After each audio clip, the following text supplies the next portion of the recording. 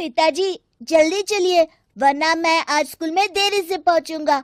मेरी टीचर बहुत गुस्सा करती है। हाँ हाँ बेटा, अभी चलते हैं, बस 2 मिनट रुको। तभी रमेश की पत्नी कमरे से बाहर आती है और रमेश से कहती हैं, सुनिए जी, आज शाम को आप ऑफिस से जरा जल्दी घर आ जाइएगा। याद है ना, आज आपको मुझे शॉपिंग कराने के लिए लेकर जाना है। अरे भाग्यवान, इस महीने हाथ जरा तंग है। मेरी मानो तो शॉपिंग का विचार कुछ दिनों के लिए अपने दिमाग से निकाल ही दो। मैं तुम्हें अगले महीने पक्का शॉपिंग कराने ले जाऊंगा। अभी मुझे चलना चाहिए, वरना राजू को स्कूल पहुंचने में देर हो जाएगी। देखिए जी, अब आपके ये बहाने पुराने हो चुके हैं।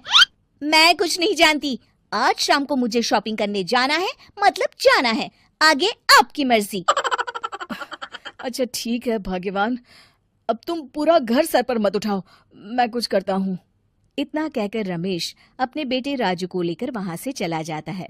घर से निकलने के लिए रमेश जैसे ही अपनी मोटरसाइकिल शुरू करता है, तभी उसकी माँ उसे आवाज देकर कहती है, अरे रमेश, आज शाम को मुझे कुछ पैसे दे देना। याद है ना, मैंने तुझसे कहा था कि मुझे मंदिर में चढ़ावा चढ़ाना है।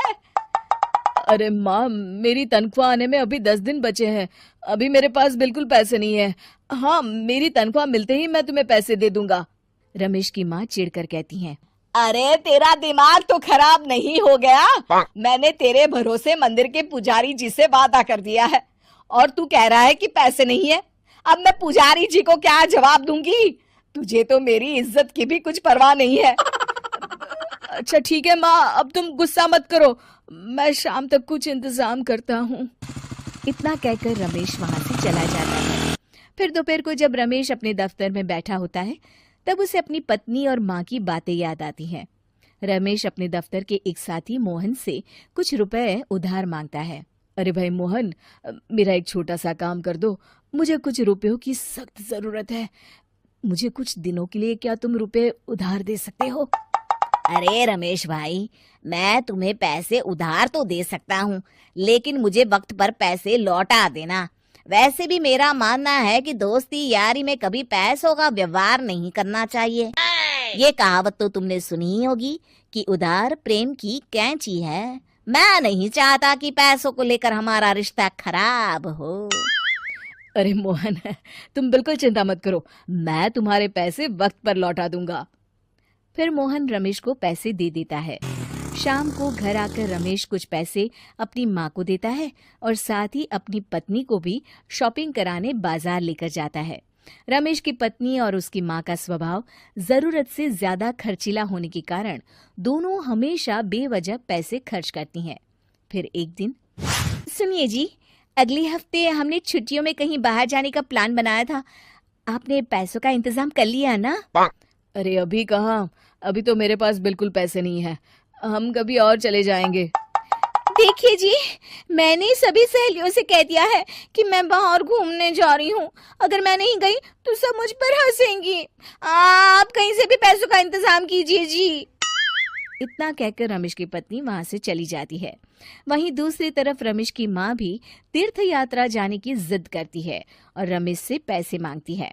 फिर अगले दिन रमेश एक सेठ से पैसे उधार लेकर अपनी पत्नी और बेटे को घुमाने ले जाता है और अपनी माँ को भी तीर्थ यात्रा पर भेज देता है।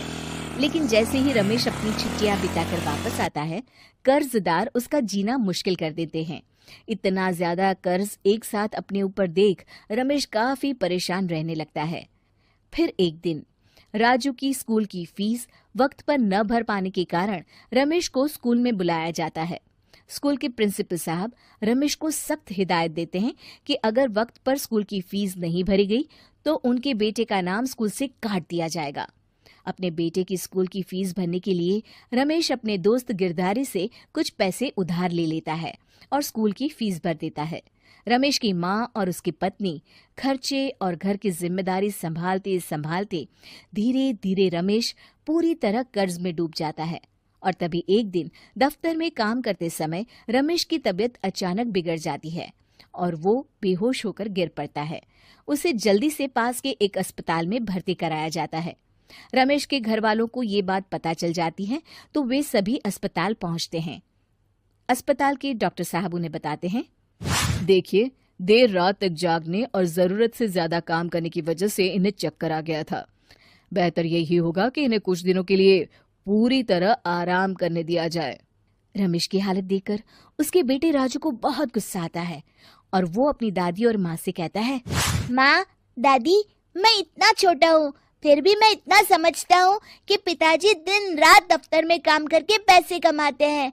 पिताजी अकेला पूरा घर संभालते हैं और आप दोनों अपने फिजूल के खर्चों के लिए उन पर दबाव डालते रहते हैं। आज पिताजी की हालत के जिम्मेदार तो आप दोनों हैं। राजू की समझदारी भरी बातें सुनकर रमेश की माँ और पत्नी को अपनी गलती का एहसास होता है और दोनों की आंखों में आंसू आ जाते हैं।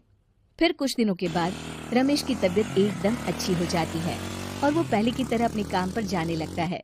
रमेश की माँ और पत्नी अब उसे किसी प्रकार की कोई तकलीफ नहीं देते और ना ही उससे किसी चीज की मांग करते हैं। फिर देखते ही देखते रमेश अपने कर्ज के सारे पैसे चुका देता है। उसकी जिंदगी पहले की तरह अच्छी हो जाती है और वो अपने परिवार के साथ खुशी खुशी रहने लगता है। शिक्षा, हमारे रिश्ते एक तराजू की तरह होते हैं जिसकी दोनों ओर जिम्मेदारी और समझदारी का वजन बराबर होना चाहिए।